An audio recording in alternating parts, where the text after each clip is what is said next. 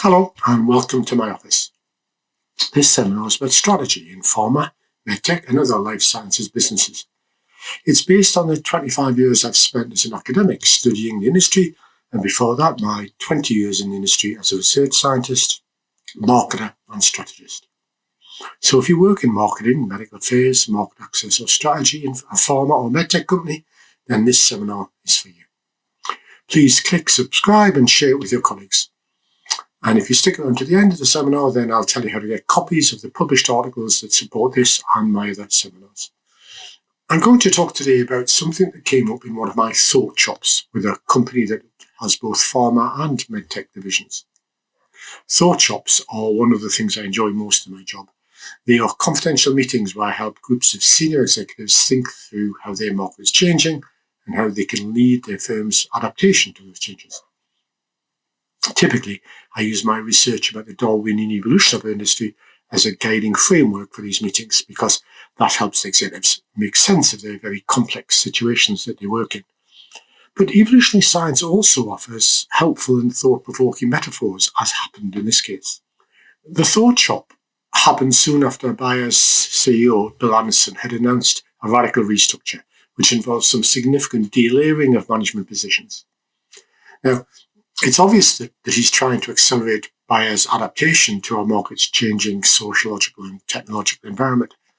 From what he's said and what he's done, he seems frustrated by Bayer's bureaucracy, so he's shrinking the leadership team and he's condensing the central management functions. At the same time, he's pushing decision-making down to lower levels in the company, so he says.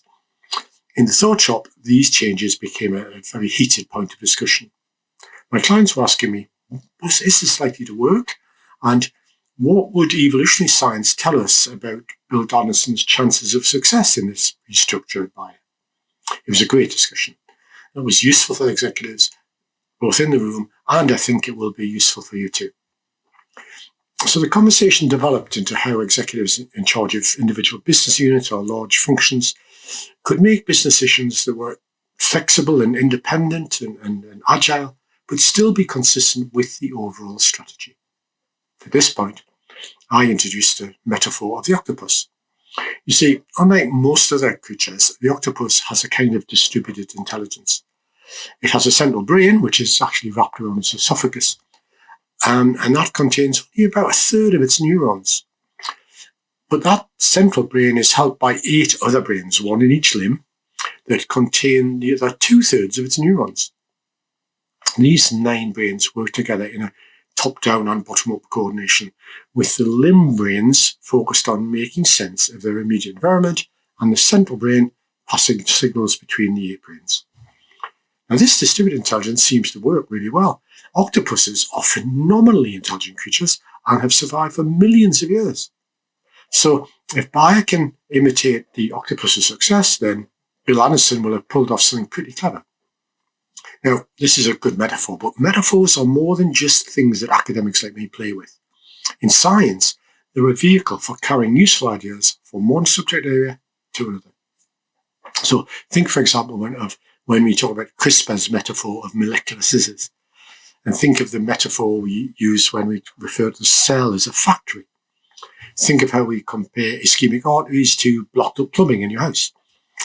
Metaphors can be stretched too far, but if used intelligently, they're very, very useful. And when you apply the octopus metaphor to the question of whether Bayer's restructure will work, they provide a useful answer, which is, yes, it could work if they get 2 things right.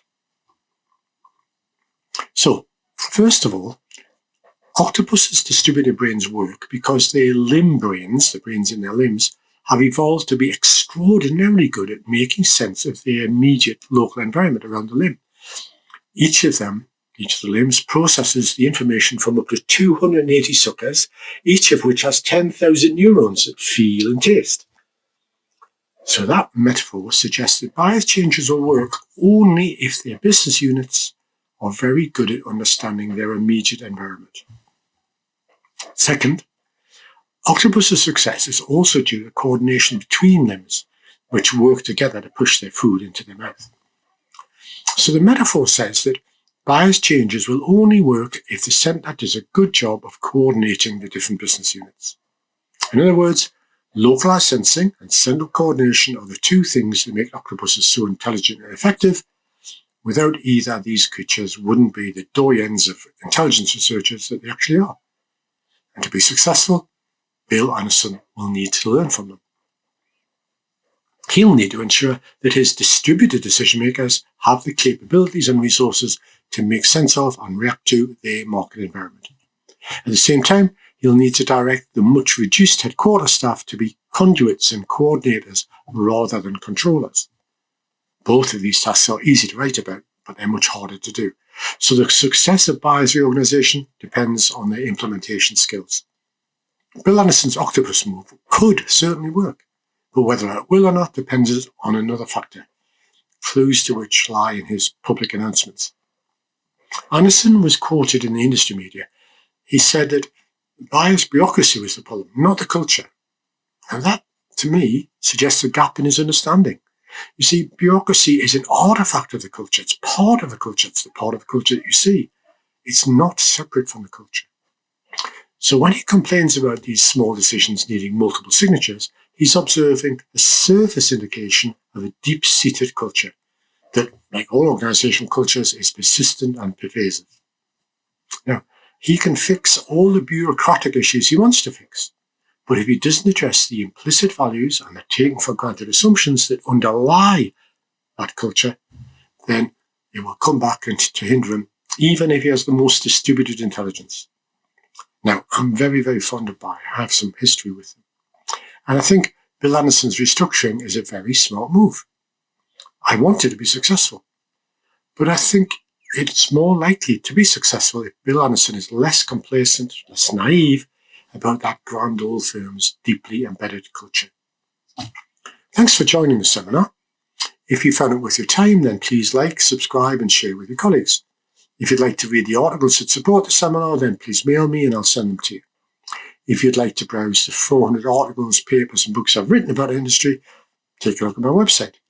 And if you'd like to talk about how my research can help you improve your competitive capabilities, then I'd be happy to set up a virtual coffee with you.